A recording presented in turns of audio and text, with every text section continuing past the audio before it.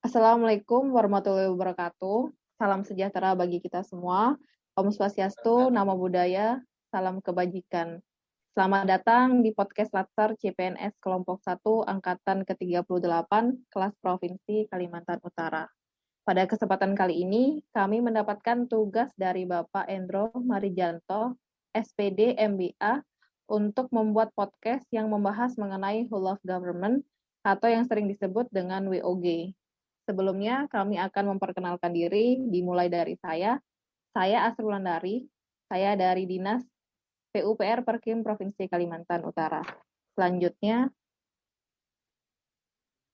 Saya Bahtiar, Jabatan Analis Benih pada UPTD Perikanan Budidaya Laut dan Payau. Silakan. Selanjutnya. Iya, saya Katarik dari instansi Rumah Sakit Umum Daerah, Jabatan Penata Bangunan Gedung dan Permukiman. Silakan, Mas Tesa. ya, saya Tesa Iswarahman dari Jabatan Ahli Pertama Dokter dengan instansi RSUD Tarakan Provinsi Kaltara. baiklah, untuk yang pertama, mari kita bahas terlebih dahulu mengenai konsep whole of government yang akan disampaikan oleh Mas Baktiar. Untuk Mas Baktiar, dipersilahkan. Oke, terima kasih Mbak Ulan atas kesempatannya. Assalamualaikum warahmatullahi wabarakatuh. Untuk WOG sendiri, itu merupakan sebuah upaya-upaya kolaboratif dari pemerintah ke beberapa instansi lain yang dapat saling terhubung. Misalnya instansi rumah sakit dengan BJS atau kantor pos dengan PDAM, PLN, dan lain-lain. Kemudian mengapa WOG ini jadi penting? Karena adanya faktor-faktor eksternal. Kemudian ada beberapa keberagaman di Indonesia. Misalnya dari faktor-faktor eksternal itu adalah dorongan publik dalam mewujudkan integrasi kebijakan, program pembangunan dan pelayanan agar tercipta penyelenggaraan pemerintahan yang lebih baik. Selain itu, perkembangan teknologi informasi, situasi serta kebijakan yang lebih kompleks. Yang kedua itu adalah faktor internal. Dengan ada fenomena ketimpangan pada kapasitas sektoral sebagai akibat dari adanya nuansa kompetisi antar sektor dalam pembangunan, ini bisa saling membunuh apabila tidak ada upaya kolaboratif antara sektor-sektor ini. Misalnya sektor lingkungan hidup memandang bahwa pelestarian alam ini penting, sementara pada sektor pertambangan itu mendapatkan prioritas daripada pemerintah untuk mengeruk daripada isi hutan itu. Jadi antara DLH dengan pihak pertambangan ini bertentangan. Kemudian yang ketiga itu adalah dalam konteks keberagaman Indonesia. Nah, ini dilatar belakangi oleh nilai-nilai, budaya, adat istiadat, serta latar belakang lainnya yang dapat mendorong adanya potensi integritas integritas bangsa. Kemudian ada beberapa prakteknya. Kalau untuk praktek daripada WOG itu sendiri ada 4, yaitu penguatan koordinasi antar lembaga, membentuk lembaga koordinasi khusus, membentuk gugus tugas, serta koalisi sosial. Sementara untuk prakteknya itu ada pelayanan yang bersifat administratif, pelayanan jasa, pelayanan barang, serta pelayanan regulatif. Nah, terus kita kembali ke bagian daripada penjelasan tugas itu, bahwa kita diminta untuk menganalisis permasalahan terkait penerapan WOG ini atau Whole of Government dalam pelayanan publik yang diselenggarakan di Pemprov Kaltara, entah itu pada bagian administrasi ataupun pada pelayanan barang. Nah, terus untuk diskusinya sudah direkamkan ini. Terus untuk laporan hasil diskusi nanti dibuat dalam PowerPoint. Nah, sekarang kita masuk ke bagian pembahasan apa saja tema-tema yang mau kita angkat ke dalam tugas ini. Silakan Mbak Ulan, arahkan. Iya, Mas. Yang pertama, terima kasih kepada Mas Baktiar penjelasannya. Kita akan masuk ke dalam pokok bahasan, yaitu mengenai praktek WOG yang terdapat di Kalimantan Utara. Dan yang pertama adalah mengenai BPJS. BPJS Kesehatan sendiri berfungsi menyelenggarakan program kesehatan yang di mana BPJS memiliki tugas untuk memungut dan mengumpulkan iuran dari peserta dan pemberi kerja, menerima bantuan iuran dari pemerintah, mengelola dana jaminan sosial untuk kepentingan peserta, membayar manfaat atau membiayai pelayanan kesehatan sesuai dengan program jaminan sosial. Nah, untuk lebih lanjutnya lagi, kita akan bertanya kepada Dr. Tessa mengenai keuntungan dan kendala dari sudut segi tenaga medisnya. Mari kita tanyakan kepada Dr. Tessa. Dipersilahkan Dr. Tessa. Terima kasih Mbak Wulan. Mungkin saya betul kata Mbak Wulan, dari sudut tenaga medisnya saja ya, karena sebenarnya kalau BPJS-nya sendiri kan cukup banyak bahasannya yang saya mungkin tidak kuasai juga. Tapi kalau berdasarkan pengalaman saya, kalau untuk BPJS, kelebihannya sih menurut saya salah satunya relatif murah ya. Kalau untuk BPJS relatif murah dibandingkan misalnya asuransi kesehatan yang lain. Terus juga bisa menjangkau sampai ekonomi yang prasejahtera. Kan kalau misalnya belum mampu ikut yang kelas 1 kan bisa terdaftar di PBI, tidak mampu ikut kelas 1, 2, 3 bisa terdaftar di PBI. Terus keuntungannya lagi juga menurut saya BPJS itu cukup banyak bisa mengcover jenis-jenis penyakit. Jadi banyak jenis penyakit sampai yang seperti contoh layanan hemodialisa atau cuci darah itu kan kalau istilahnya bayar umum itu sangat mahal dan sangat rutin dilakukan sehingga sangat membantu bagi masyarakat. Terus tapi ya sambil berjalan pasti ada kelebihan, ada kekurangannya juga. Mungkin kita di sini ada yang pernah punya pengalaman juga. Kalau dari beberapa orang atau pasien yang saya temui, mungkin dia menyampaikan satu masalah antrian. Tapi ini masalah antrian ini ya memang antri mendaftar dan antri pelayanan itu ya. Itu kan memang peserta BPJS memang banyak. Jadi memang jadinya mungkin dibandingkan fasilitas yang ada, peserta BPJS-nya banyak, jadi antriannya akan lebih panjang juga. Terus apalagi ya, mungkin masalah sistem rujukan yang berjenjang. Jadi terkadang ini mungkin penting buat edukasi juga ke masyarakat. Jadi ada kadang yang langsung datang ke rumah sakit, yang dimana itu rujukannya sudah rujukan lanjutan. Sementara misalnya masyarakat harusnya mendapat rujukan dulu atau diperiksakan dulu di fasilitas kesehatan pertama. Nah ini nanti masyarakat merasa kayak dipimpong lah istilahnya, karena disuruh bolak-balik lagi. Sebenarnya kalau pengetahuan atau edukasinya cukup di masyarakat sih mungkin masalah ini terjadi lebih minimal begitu. Berarti itu Dok ya, salah satu cara berobat gratis tadi melalui tadi tuh rumah pelayanan pertama tadi lewat puskesmas, terus dapat surat begitu ya? Iya betul Mas. Jadi kadang kan kecuali yang gawat darurat ya. Kalau gawat darurat itu bisa langsung ke rumah sakit tipe manapun gitu. Yang kalau gawat darurat ya. Kalau misalnya dia pasien yang tidak gawat darurat itu memang nanti kalau dia ke rumah sakit yang dengan menggunakan BPJS, dia ke rumah sakit yang sudah tipe B, istilahnya tipe C, itu akan diminta kemana fasilitas pertama dia terdaftar dulu. Karena juga untuk mengoptimalisasi fungsi-fungsi puskesmas, Mas. Karena kalau misalnya nanti semuanya ke rumah sakit, yang di rumah sakit kan istilahnya yang bidang spesialistik.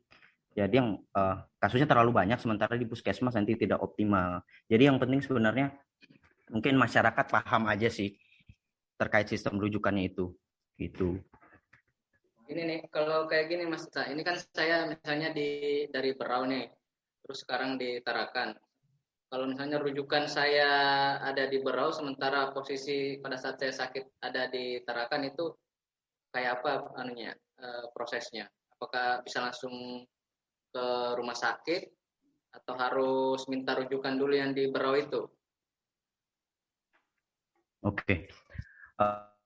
Ini kalau setahu saya sih Mas, kalau misalnya kita memang pindah domisili, misalnya sebelumnya terdaftar di Berau ya tadi ya, terus kita ditarakan, itu salah satu penerapan e-government yang cukup baik menurut saya, tapi belum optimal itu adanya aplikasi BPJS atau JKN. Nah di situ tuh sebenarnya kita sudah bisa untuk update data kita sendiri dari aplikasi aja. Nanti saya lupa jangka waktunya akan disetujui. Nanti kalau kita bisa bahkan memilih fasilitas pertama kita, misalnya ke dokter, praktek dokter ini atau puskesmas ini. Nah, nanti kita bisa rubah lewat aplikasi, jadi lebih mudah untuk masyarakat. Jadi kita pilih sendiri, nanti kita selanjutnya bisa minta rujukannya di yang setempat kita. Cuman kalau misalnya yang mendadak atau bagaimana, saya juga kurang paham, mungkin sistem mekanisme BPJS ada syarat-syaratnya sendiri mungkin yang lebih detail, Mas.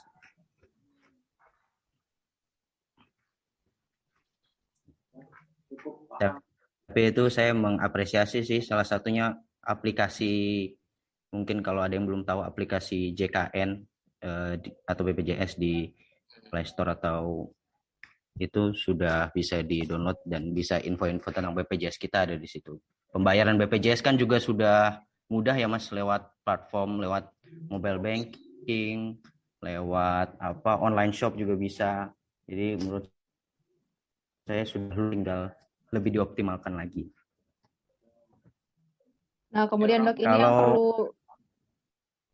yang perlu digarisbawahi ya, berarti walaupun kita menggunakan fasilitas BPJS ataupun tidak, itu kita akan mendapatkan perlakuan yang sama. Seperti itu kan konsepnya, atau mungkin ada perlakuan yang berbeda apabila kita menggunakan fasilitas BPJS kemudian dengan tidak yang menggunakan. Ya, makasih Mbak Wulan. Seharusnya ya memang sama ya, seharusnya sama, karena kita juga di rumah sakit harusnya punya SOP, misalnya penyakit ini, pemeriksaan ini, pengobatannya ini. Kalau misalnya pun ada sih masyarakat yang merasa misalnya kurang, kalau pakai BPJS kok gini ya, mungkin maksud saya itu lebih ke masalah komunikasi mungkin, atau kita tidak menutup mata, mungkin bisa juga oknum dan lain sebagainya, tapi seharusnya apalagi sebagai ASN yang baik, ya pelayanannya sama semua, tidak memandang status ekonomi, asuransinya BPJS, atau latar belakangnya yang lain, Mbak. Baik. Apakah cukup untuk sampai di sini untuk masalah BPJS-nya? Kemudian kita lanjut ke WOG yang selanjutnya. Atau mungkin kan, ya maaf Mbak, kita semua ini kan sudah terdaftar di BPJS. Ada yang sudah pernah menggunakan kah atau merasa ada masalah saat berobat atau pengalamannya bagaimana? Kalau mau sharing misalnya sudah pernah? Kalau misalnya nih, dokter sebelum saya pindah domisili ini kan berbeda. Gimana? Bisakah kita mau pindah dokter atau pindah kelas rawatan yang lebih tinggi itu? Iya, betul, bisa Mas. Saya juga sudah pernah coba karena saya beberapa kali pindah daerah. Jadi saya coba sendiri lewat aplikasi itu. Nanti gampang, tinggal kita download, kita daftar, masukkan nomor kartu BPJS kita, nanti masukkan wilayah yang baru kita. Nanti di situ sudah ada pilihannya tuh Mas. Di sekitar kita tuh Vaskes 1 yang masih ada, masih kosong itu siapa. Nanti tinggal kita pilih aja berdasarkan referensi kita akan otomatis terdaftar di situ. Jadi nggak perlu lagi kita harus ke kantor untuk ngurusnya, ke kantor BPJS-nya bisa langsung itu saja, Mas. Jadi cukup praktis sih menurut saya. Kalau kemarin sih saya sempat pakai BPJS itu. Itu kan pernah saya tanya juga ke pihak BPJS-nya. Itu bilangnya sudah tidak pakai kartu. Ternyata pas ke pihak rumah sakit itu masih minta kopian begitu. Mungkin itu yang masih belum optimal ya di rumah sakit menurut saya. Iya ya Mas ya, seharusnya kita kan karena sudah sistemnya elektronik bisa Ya. ini ya, harusnya lebih optimal lagi, jadi tidak banyak urusan administrasi kayak fotokopi dan lainnya ya. Mungkin itu bisa salah satu hal yang lebih ditingkatkan lagi.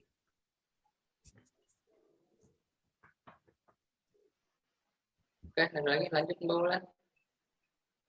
Masuk ke yang kedua, mengenai pelayanan satu atap yang dilaksanakan oleh DPM PTSP. Nah, yang menangani untuk permasalahan perizinan di Kalimantan Utara. Untuk lebih lanjut, kita akan dijelaskan oleh Mas Aditya. Silakan Mas Aditya.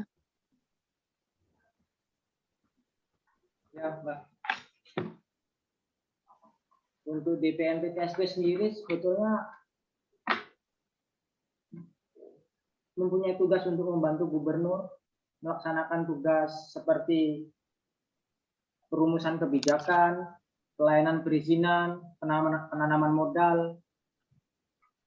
Memang di Kaltara ini masalah perizinan memang nggak susah sih, karena masih jadi salah satu hambatan di sektor investasi, apalagi sektor pembangunan. Nah, menurut teman-teman nih, gimana untuk anunya nih tentang perizinan, Mas Baktiar? Kalau untuk yang perizinan ini kan permasalahan di Kalimantan Utara yang jadi hambatan itu kan masalah investasi, terutama pada sektor pembangunan. Kira-kira bagaimana menurut teman-teman ini terkait pelayanan perizinan agar pihak investor ini tidak kesulitan dalam proses mengajukan perizinan? Jadi gini Mas, betul sih Mas. Contoh saja saya dulu pernah mengurus perizinan nih untuk IMB, izin mendirikan bangunan. Nah, saya itu harus datang mondar-mandir ke beberapa instansi terkait.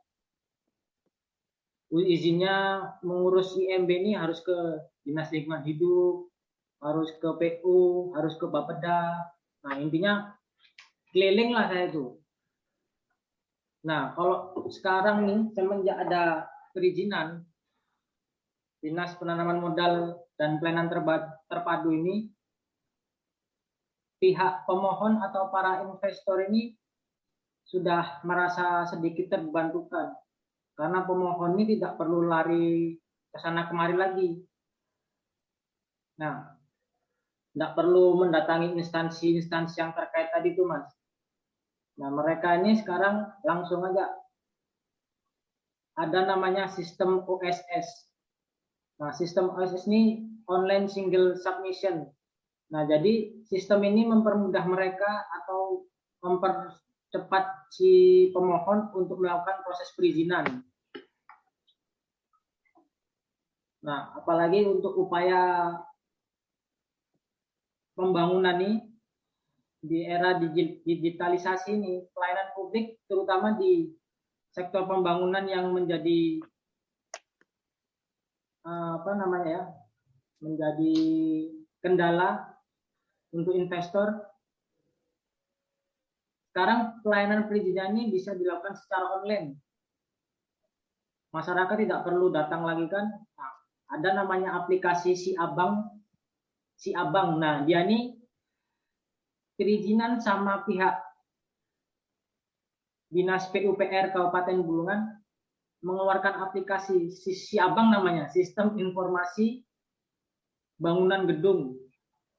Nah, jadi pemohon ini bisa mengetahui syarat-syarat dan permohonan apa saja yang perlu disiapkan untuk melengkapi persyaratan izin mendirikan bangunan mereka. Jadi untuk agar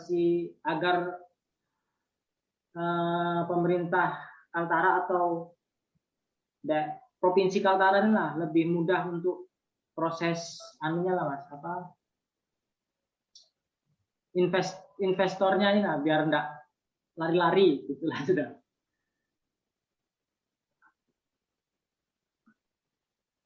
Ya, terima kasih Mbak.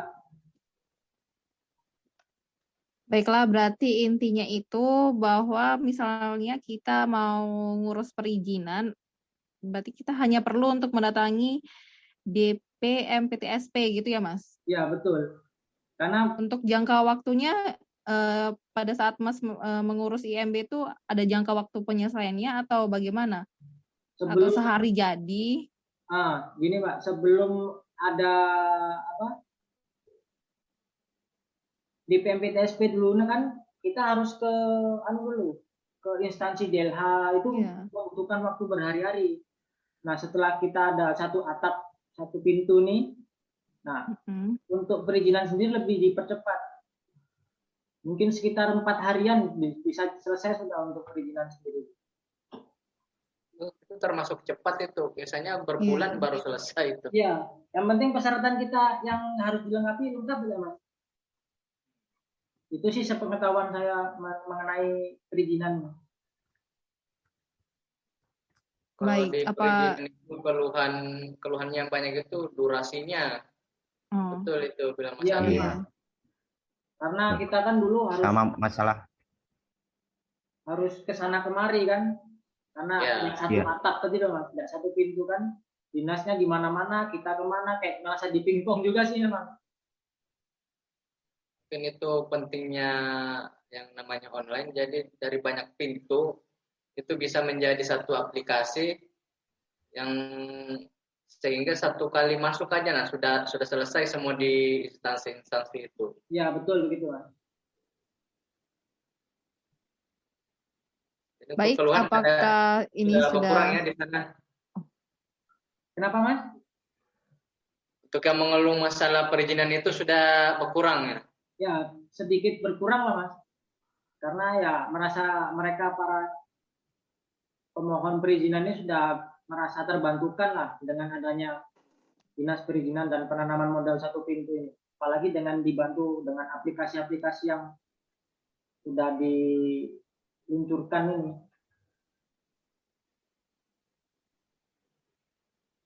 Ya. Baik, sudah cukup pembahasannya Mas mengenai DPM PTSP. Kita lanjut ke pembahasan selanjutnya, yaitu mengenai penerapan WOG di dalam kantor pos. Nah, kantor pos sendiri adalah tempat yang paling sering dikunjungi oleh masyarakat kita sendiri karena fungsinya sangat banyak sekali. Nah, penjelasan yang lebih detail akan dijelaskan oleh Mas Baktiar. Kepada Mas Baktiar, silahkan. Terima kasih, Mbak Ulen. Kalau untuk pos ini sendiri, awal tujuan pos ini kan untuk persuratan. Nah, sekarang sudah beralih untuk mengikuti tren. Sekarang sudah selain mengirim barang, juga sudah sebagai tempat pembayaran. Nah, pos ini sudah hampir melebihi bank lah kalau menurut saya. Di pos juga sudah bisa ambil tabungan pensiun, sudah ada tabungan Batara ya kalau nggak salah. Terus sudah kolaborasi dengan pihak leasing, terus kolaborasi juga dengan pihak BUMN, BUMD. Itu saya kira yang paling kolaboratif itu pos itulah kira-kira.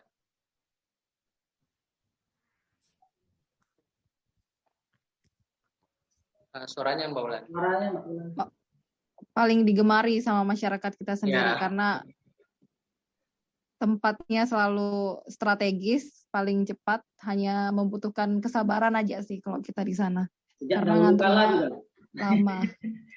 Kalau kemarin pernah saya coba bayar pajak ini, bayar pajak. Kalau di bank itu hampir sejaman lah kita menunggu antrian. Kalau di kantor pos itu paling 15 menit lah paling lama sudah tercetak. Baik. Oh, Apakah ini pembahasan udah selesai masalah kantor pos?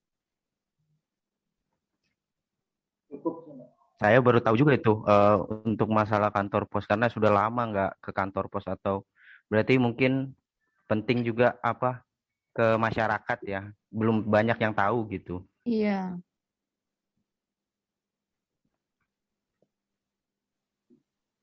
Oke, berarti untuk yang sesi terakhir berarti sudah ada di penghujung sesi kesimpulan. Nah, bisa ditarik bahwa kesimpulannya praktek WOG di Indonesia sendiri, khususnya di Kalimantan ini masih terus berkembang dan masih banyak yang perlu diperbaiki, terutama sistem dan sumber daya masyarakat, sumber daya manusianya sendiri yang harus di-upgrade agar pelayanannya lebih optimal. Dan kemudian apakah ada tambahan dari kawan-kawan sekalian? Kalau saya cukup aja gitu.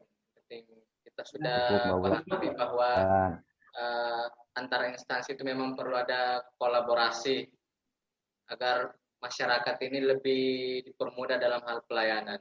Betul. Baik. Baiklah, demikian podcast kita mengenai diskusi WOG. Terima kasih telah menonton podcast kami. Semoga bermanfaat bagi kita semua. Wassalamualaikum warahmatullahi wabarakatuh. Waalaikumsalam. Waalaikumsalam.